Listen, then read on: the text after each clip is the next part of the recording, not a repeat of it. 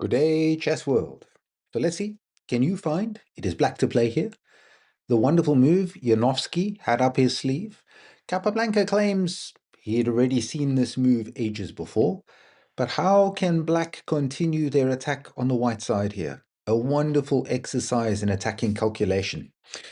We're going to unpack and take a look at one of Capablanca's best defensive turnarounds in this tournament as a young Capablanca in the San Sebastian event. This is round 5 and game 12 from Capablanca's My Chess career. I'm Coach Nick, and I'm passionate about helping chess players like you find paths to improvement of growing their chess. So take a moment, pause, have a look at this one, and then we'll come back as we get through the game onto game 24 as to what did black play here and how did black continue their wonderful position. This is, to break it down in the simplest terms, the final game that Capablanca analyzes of the San Sebastian event that he did so well with. And this is round 5, a huge turning moment in the tournament and a massive achievement for him because, as we're going to see, Capablanca is going to end up in a huge amount of trouble against Janowski. And for those of you following along, yes, I have covered this before, specifically the endgame in my endgame series on Capablanca. You can watch the video or sign up to the notes below and go through all of those wonderful notes to help grow your understanding of the endgame and strategic endgame skills.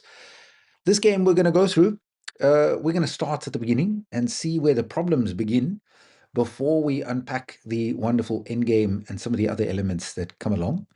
So here and now, in this case, we have a great beginning, queen's pawn game.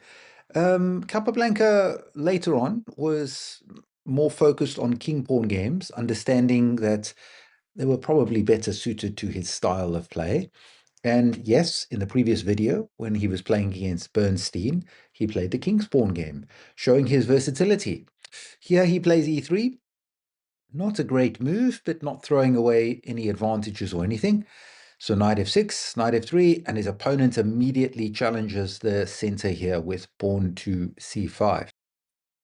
So we now get a Tarrasch structure after pawn to e6, knight c3, and the pawn structure is very much a mirror of each other, symmetrical as they look at each other.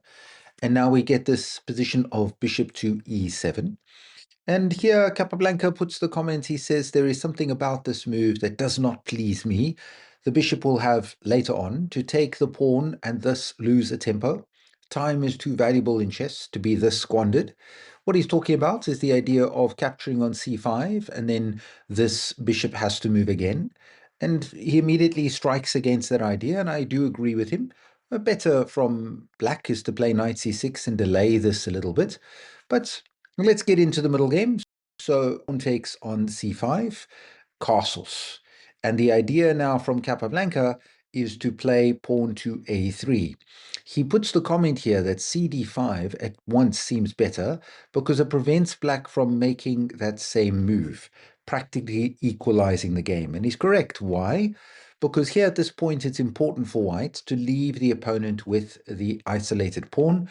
So we'd probably see something like pawn takes d5, and then simple development in this case with bishop to e2, and then the die is cast. It's about this focus on the isolated queen's pawn and black using the isolated queen's pawn in the center as a platform potentially for an attack. But here Capablanca plays a3. His idea is he wants to prepare to play b4 and chase the bishop. So the opponent now plays bishop takes c5, b4. The bishop goes back, and after bishop b2, we get this move a5. He says here, Capablanca, this move should only be played in case it is to be followed by pawn takes c4 and queen takes on d1. As such, was not the idea of black. It consequently is weak.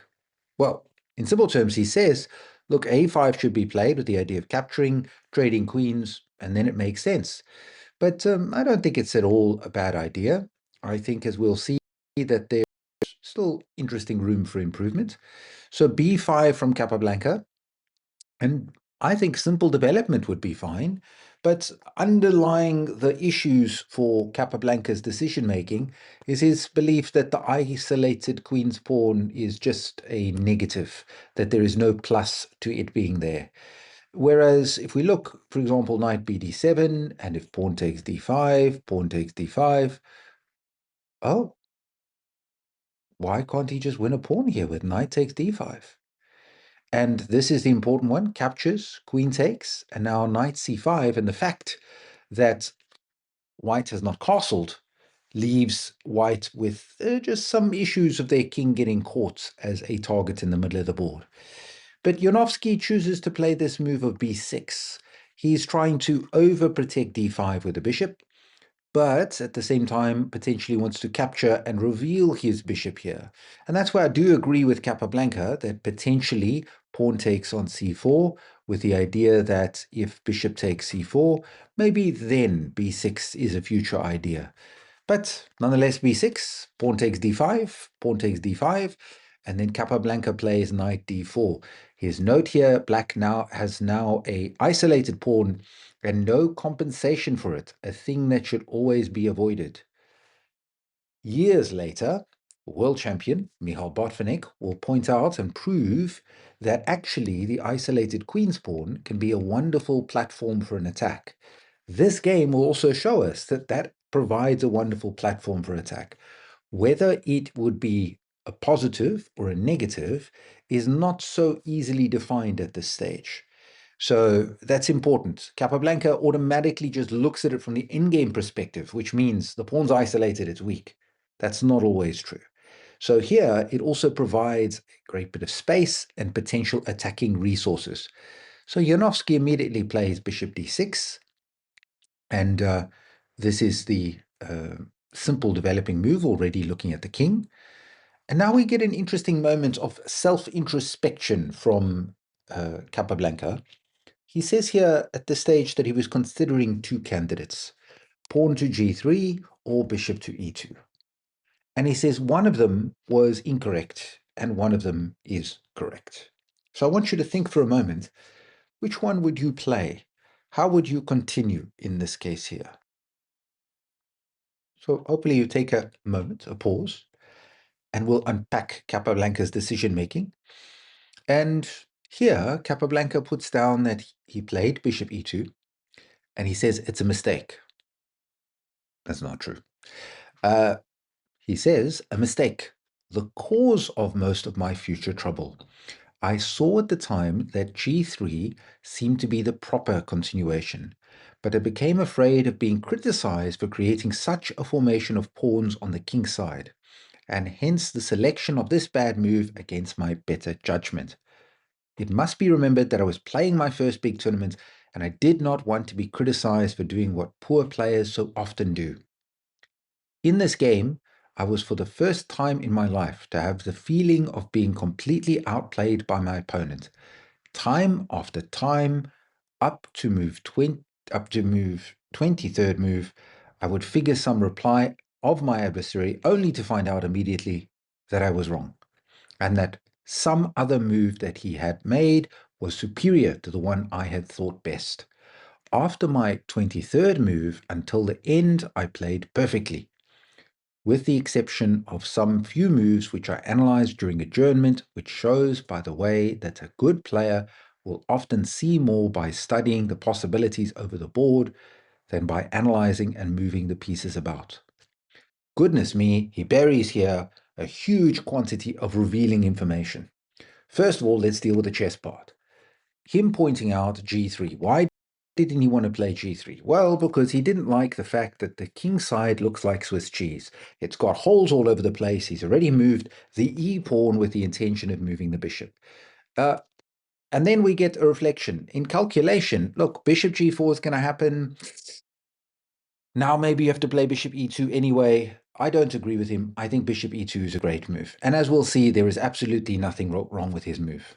The problems come later. So that's important. Then the second part, quite fascinating.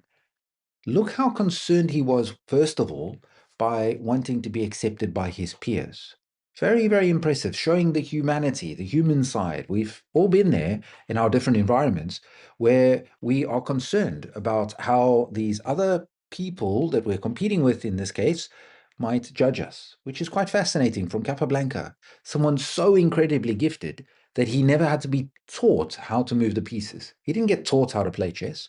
That's how gifted he was. Yet he's still concerned about how he's going to be judged here, which is an indication that he's still a young, growing man, just at 20 years, 22 years young. Incredible situation.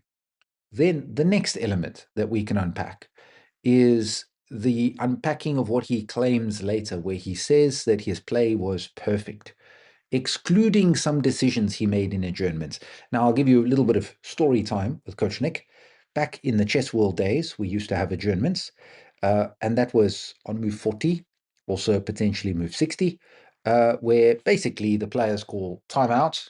We're going to stop the game. We're going to be quite orderly and civil, and we're going to get up and we're going to go home and analyze this chess game. Then we'll come back tomorrow morning, continue this chess game and our debate after we've done some analysis and got some rest. Very civil, very nice. But unfortunately, the chess world is like the rest of the world where things have to move more quickly. So we couldn't just stop the chess game and continue. So they did away with adjournments. Now, in this case, as he points out, it is something very valuable. The best analysis that you will ever do, or any chess player will ever do, is when the clock is running. When you're playing an adversary, when the clock is running, that is the best analysis that you'll do. And I know it sounds incredible to think, why would I do my best analysis under pressure? But that's the point. Take it through to your life as well. When you're under that pressure, that restriction, then it brings the best out of you. And that's what Capablanca is talking about. In the adjournment, his analysis on the chessboard back at his hotel room, going through the ideas, the themes, was not as good, as we shall see, as his analysis at the board. That is also a reflection of Capablanca himself and his lack of work ethic away from the chessboard, which is very, very impressive. So, by the way, this is where Capablanca needed a coach Nick to help address him and deal with some of these elements, because he starts blaming the wrong areas in his game and not applying the important themes that are valuable. This is what I do with my clients all the time, pointing out the real areas we need to work on and improve.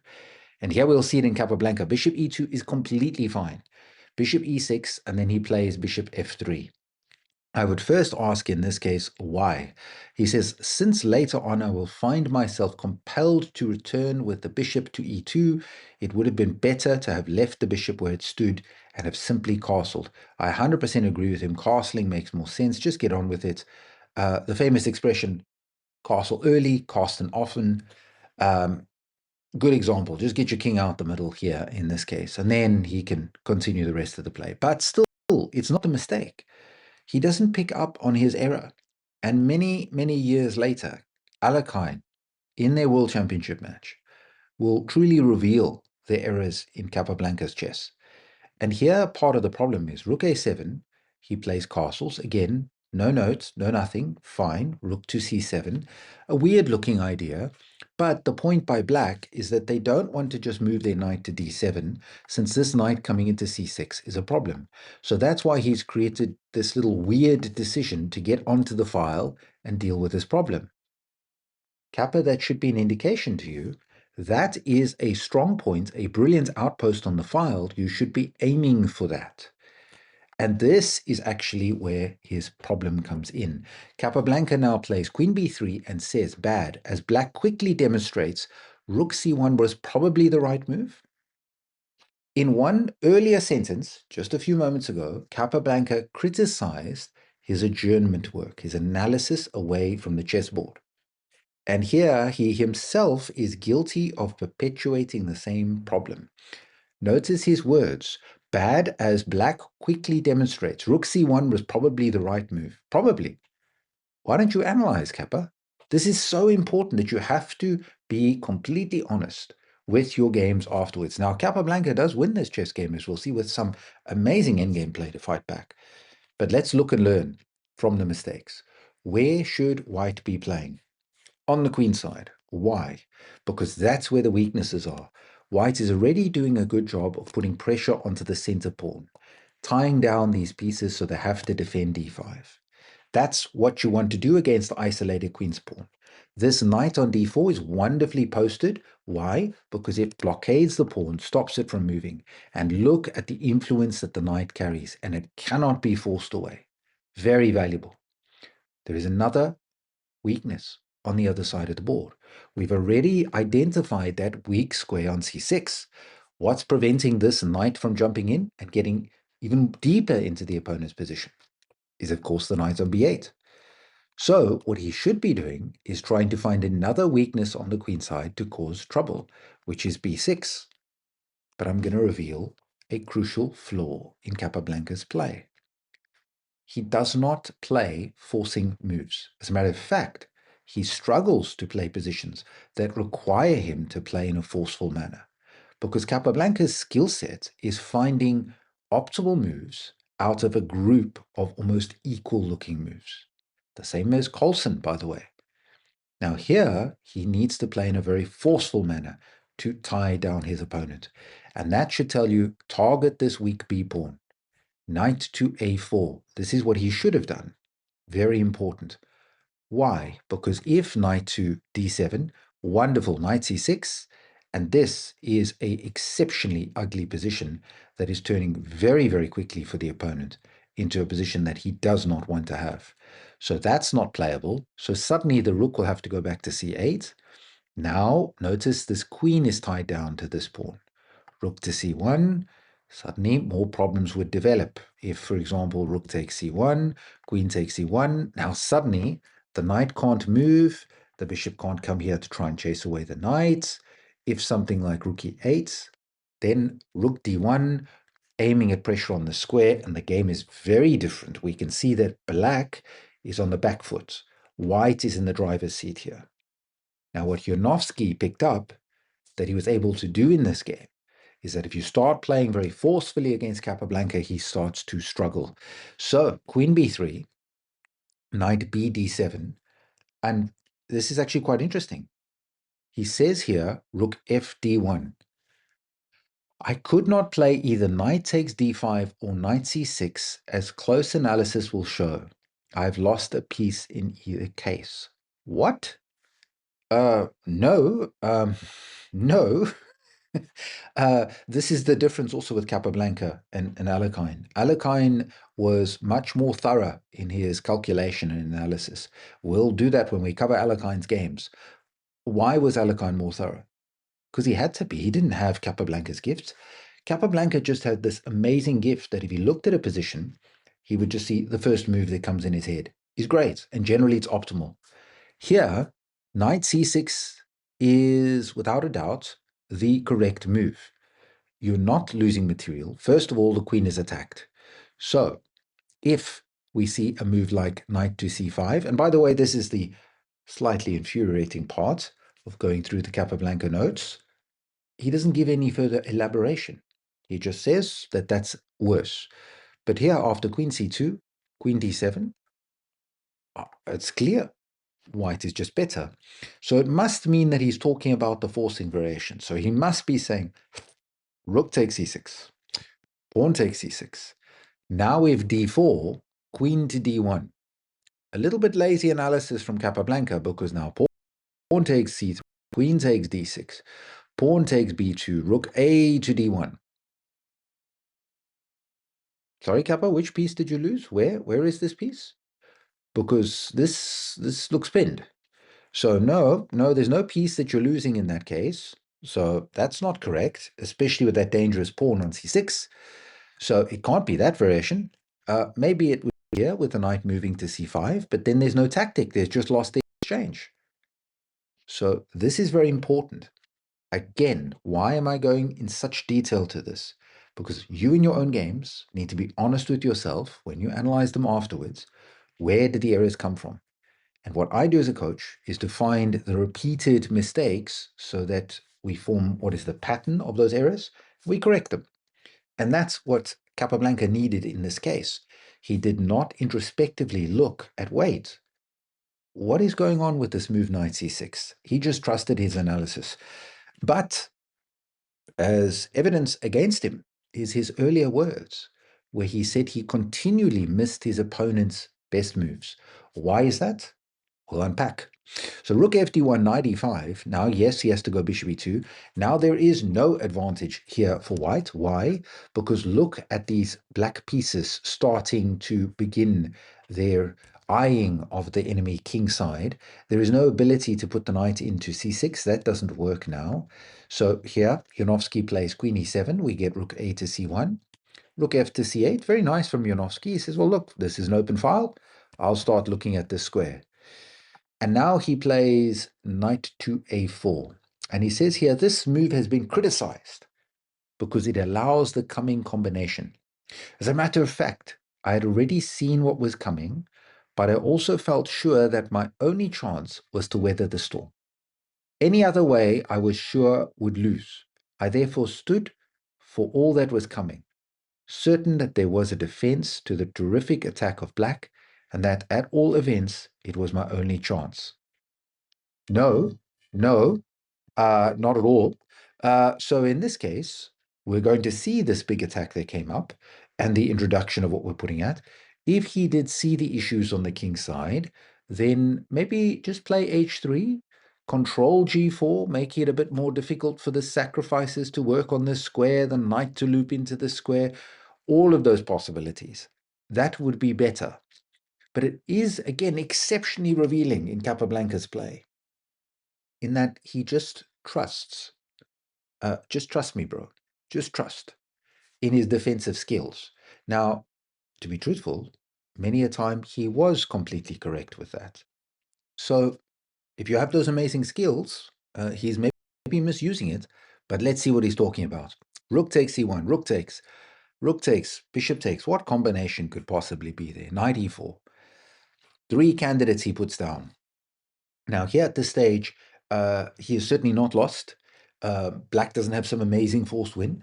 What we do need to reflect on is the isolated queen pawn and its benefit. Look at all of the black pieces that are correlated so well in the middle of the board, that pawn is the only pawn in the center.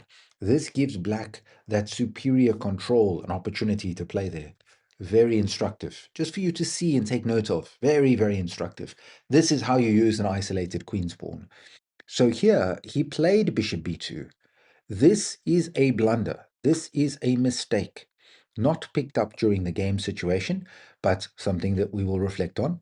And here he says, perhaps either knight takes e6 or f3 would have held the game. But at any rate, black had the advantage. No, no, that's not true. Let's unpack. Knight takes e6.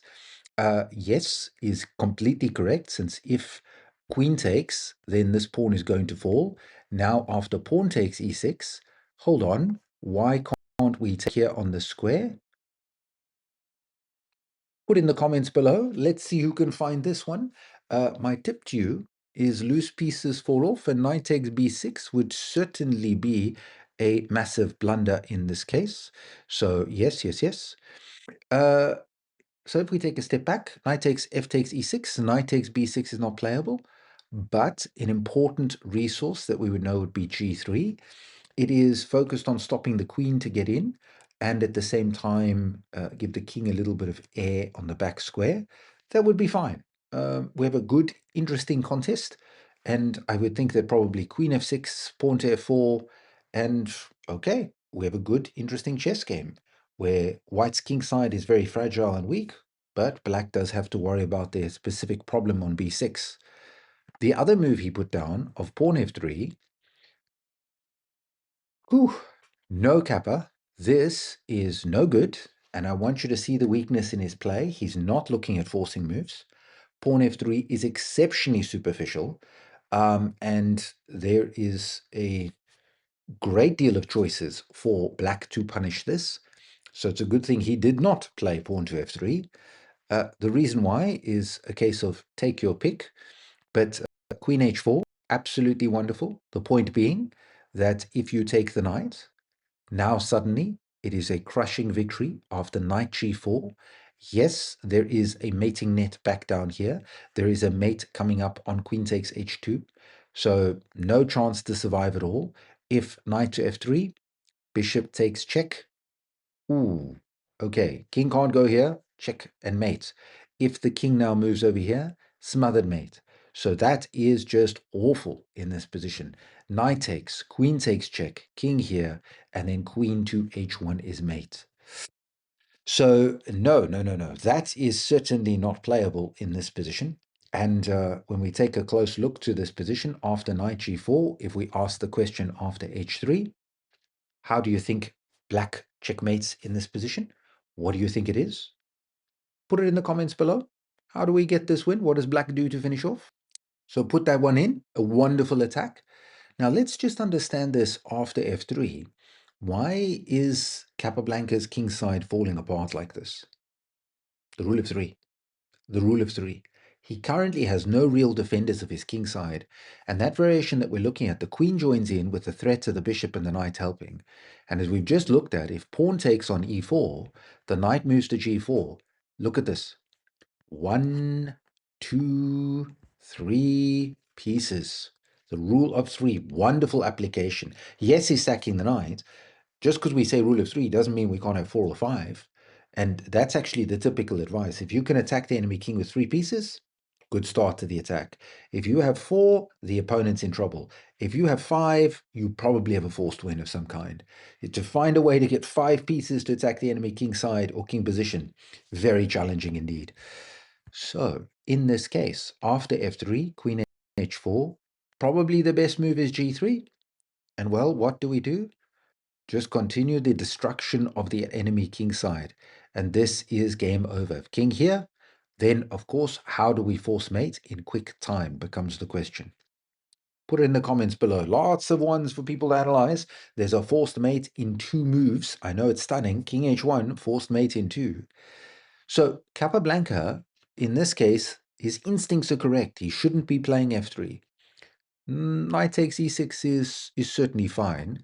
Bishop b2 is, as said to you earlier, a blunder. How could this be? How is this a blunder? And well, the key concept is that f2 and h2 are very weak. And I'm sure that Janowski looked at queen h4. It's clear, it's obvious. The problem is after g3, none of those sacrifices work. We can see now that the f pawn is here, so those sacrifices on g3 are not quite going to cut it. But hold on, that's not the only way we can attack. There's a third candidate, an option that I don't think clearly Janowski did not look at, which is queen f6. And this is exceptionally powerful. Why? Because first and foremost, if the knight comes back to f3, knight takes f3, and I'm going to show you something of a clue as to what comes later in the game. Bishop takes h2 check. Incredible attack now, because again, there is not enough defenders of the white king side. And this is a great attack, as we will see. More than enough compensation for the sacrifice. He has 2 pawns for the piece, plus white's king is already so weak. If black wants, they can get a perpetual check. So very, very important. Why is that perpetual check important? Because look, if you sack a piece in your calculation and you can see that you can force perpetual check, you say to yourself, hold on, if I make the smallest improvement, then I have a win. And that is why black is doing so well in this case. So Janowski sets this up. He plays knight c4. And now I really think that Capablanca should play g3 to prevent a lot of the crazy attacks that we're about to see.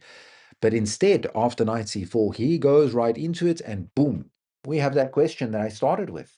What should Janowski do? What should black play in this case? I hope you've been paying attention and have your record. Bishop takes h2 check. Yes, he says this sacrifice is excellent. In as much as black can at least draw the game by perpetual check, d takes c4 would not have been good because of d takes c4, queen c2, agreed. Covering the square, and here I think that white is doing better because the attack for black is just not quick enough. This way around, wonderful chess from Janowski. King takes, queen h4 check, king g1. Queen takes check, king h2. Now we get queen g3 check, king g1. At very important moment. He says, of course, If king to h1, very poor move, and he correctly puts here a nice little variation, bishop to h3, and the point is that he says then if bishop to f1, knight f2 check, king here, knight g4, yes, and that's going to be checkmate very soon. Bad news for white. So white has to play the ugly looking king to g1. Now, I just want to unpack something that Capablanca said earlier. What did he say earlier? He said how often he kept missing his opponent's moves. He kept missing the opponent's moves. That's very interesting in this case. And that should be a reflection where he goes back and he sits at home and he tries to figure that out to say, why did I keep missing Janowski's moves? So that's a really big deal in this case. So he points this out and then he doesn't really unpack that further in his understanding. And I want to advise you, when you are playing a chess game and you keep missing your opponent's best moves, that is an indication that, look, you're potentially in a lot of trouble because you just keep missing these strong moves. And especially what happened to Capablanca there, where the game looks like it's okay, and he keeps missing a great move, and he keeps recognizing, wait, my opponent has great moves. Then in that situation, what I do want to point out, you're probably not looking for enough options for yourself and the opponent. And that's precisely what Capablanca's weakness was. He didn't look for the Goldilocks, three moves. Every move, you should be looking for three for yourself, three for the opponent, and looking at the most forcing moves all the time. Don't miss those forcing options for your opponent. So pawn takes c4. The queen goes back now to c2. And actually here, I do want to unpack that I think in this moment, Janowski actually missed his best response. He needs another piece to help his queen. And it has to be the knight. So he should have played queen e1 check. Bishop back to f1. Why? Because if the king moves up to h2, knight f2 is incredibly destructive in this position. I suspect this is along the way what he missed. Why? Because it's not about this move of queen to h1 check. If the bishop, for example, captures here, knight g4 check, and we have a beautiful victory. After the king comes up, pawn g5, that is not where the king wants to be in this case. So a spectacular missed opportunity. So queen e1 check, the bishop would have to go to f1, knight to f2. Spectacular. This is just a mess. This is a terrible mess. The idea is, again, the knight wants to get in, help with the queen. Also, queen takes check is immediately deadly. This is a spectacular win in this position. And the story of why does Janowski miss this? Options. If you take one thing from this game, is the importance of pushing for three candidates. And especially in positions where there are so many forcing options, it should have been clear to him why queen e1 works. Why? Because he's already played queen f2. He's had the same kind of position after when he took the pawn. So he should not miss this resource. So he plays pawn takes c4. It's a capture. It should have been analyzed after the checks. That is so instructive. He should stack up and say there's queen f2, queen e1, pawn takes c4. Okay, which one do I do first? Well, queen f2, I've already seen it's the same as when I took the pawn. Let me look at queen e1. That's precisely the way I should have calculated. But I suspect with queen e1, he simply stopped calculating after bishop f1. He goes, oh, I can just take the bishop and stop my problems. That is an error. And he certainly, I think, would have won this game if he just picked up on this possibility and the detail of what the knight can do in this case. So knight d2, very, very strong. Queen f2 check, follow the checks. And now the point is all of those combinations that we've seen in this position work wonderfully well, because now after queen f2 check, well, the king has to run up to h2, knight d2, and those checks and the attacks I just showed you work even better with queen f2 check. How wonderful is this? So pawn takes c4. Now we get this wonderful situation where the queen drops into c2. And now in this position, queen takes check. The king goes to h2. What is going on here? Black still has a great position, but he's a piece down. How can this be? Well, as I said to you earlier, there's always perpetual check for white in this position.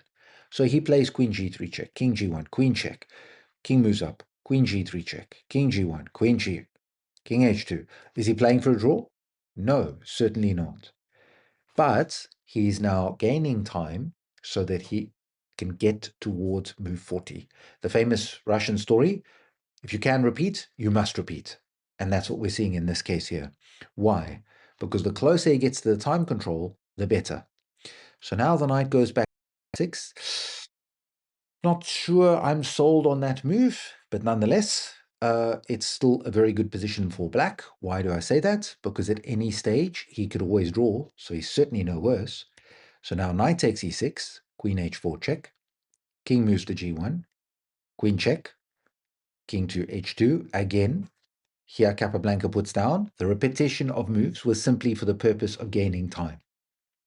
Okay, now king g1, and in simple terms, the knight goes to g4. The point being that now we have queen check, queen check, queen check, mate. All big deadly threats. He puts here queen d2. The only move, if queen c3 would be mate in 2 moves. He's not wrong. Not wrong. Queen checkmate. Job done. So queen to d2, very, very sharp position. Queen h2 check, king moves. Queen takes h1 check, king moves, captures check. King d1, knight f2 check. Look at the king marching across the board. Check. King c1. Now he plays check. King c2, check. King c1, check. Again, repeating, because there is this chance for adjournment. So king b1, pawn takes e6. Okay. And here Capablanca says queen c2, an error.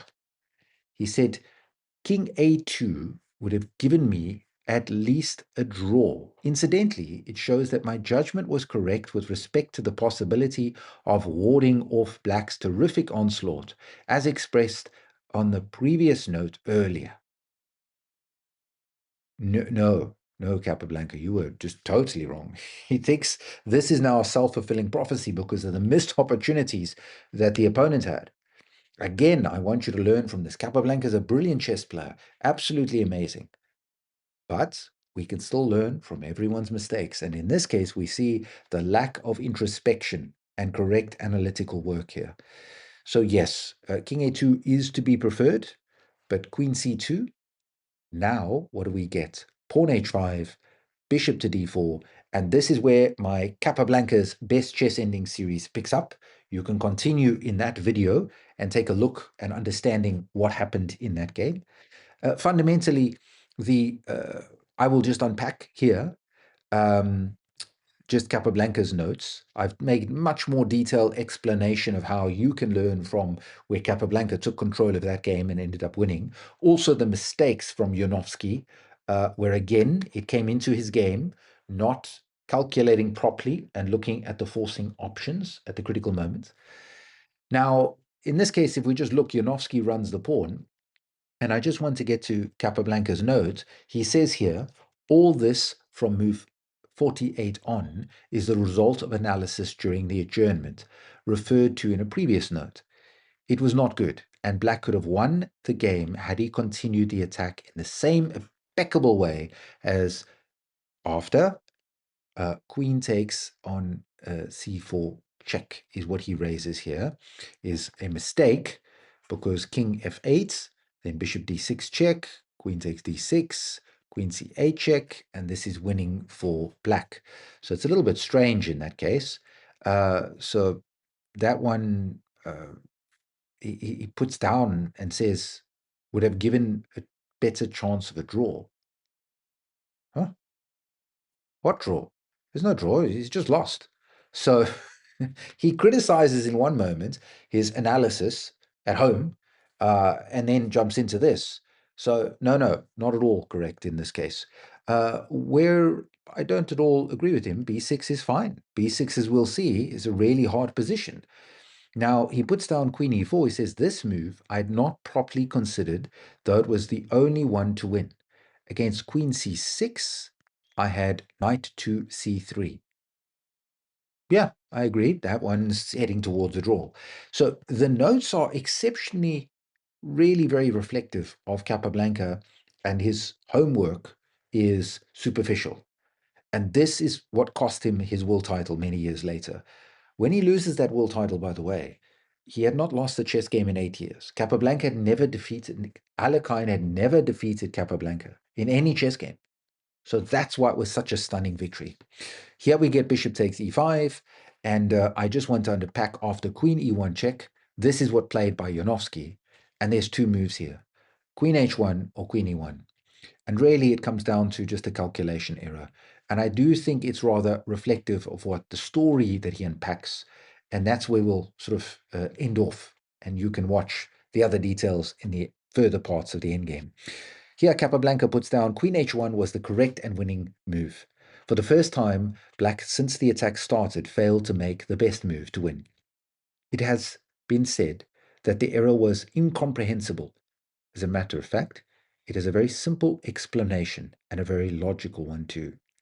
When black played queen e4, he had done so to prevent the coming of my knight into the game, as knight c3 would have been met with pawn to h2, and my knight would have been lost for the pawn, and then the win of the game without any trouble.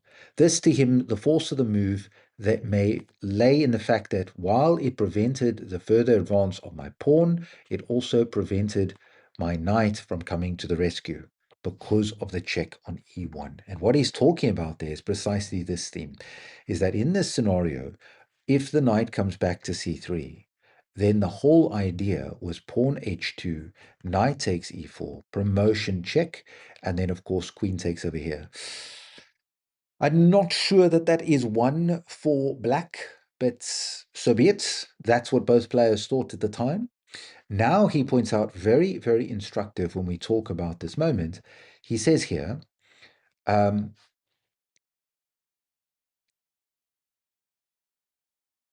this check was therefore the key to the situation in his mind. Consequently, he did not think that the greatest force of the move expanded upon the fact that from e4 he could control h1 and e1, and that while the last square was all important in one case, the other was vital in another case.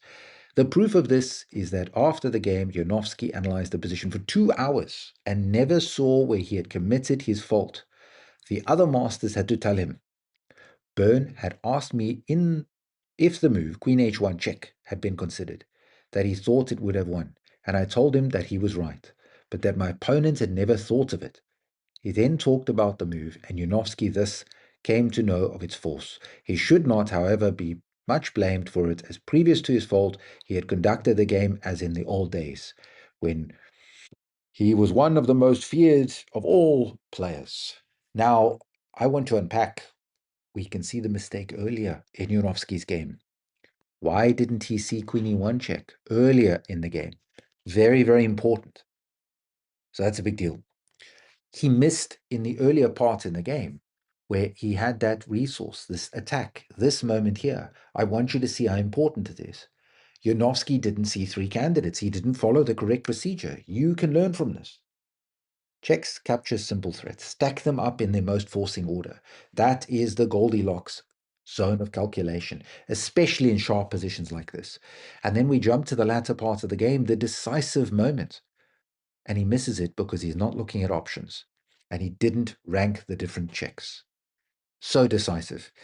Capablanca goes on to win the game because, well, in simple terms, in this moment, something I didn't want to unpack too much, but there's a stunning rescue for black in this position, where he can play the incredible g5, a preposterous looking move that should not save the game, but does. Completely crazy move. Go through the endgame one, by the way. I cover this in detail, which is a crazy rescue. My basic principle for you to remember in Queen endgames. King safety is everything. If your king's not safe, your position's not safe. So Capablanca's king is not safe, and that is a major flaw in this case. So in the game, queen takes h3 check. Let's take a close look to the final finish, where Capablanca now uses the coordination of his pieces to get the win. And now queen c8 check, he resigns. And it's full of combinations, full of tactics. What a wonderful win. But the big learning moments I want you to pick up. is number one, look for three candidates. Stack them up in order of most forcing to least forcing. That is a huge detail when you're looking at those options. Then the next element that we can see is be honest with your analysis. Go look and take your own annotations of how to play these games. But still, what a wonderful game that we see from both players. We must remember Capablanca is certainly not perfect. And although he was absolutely brilliant and we're going to learn so much from his further games, it's still super instructive for us to see those errors. So do join me in the next one as Capablanca, after winning this tournament, goes on a massive tear through, really picking up win after win as we can get a great understanding of those games.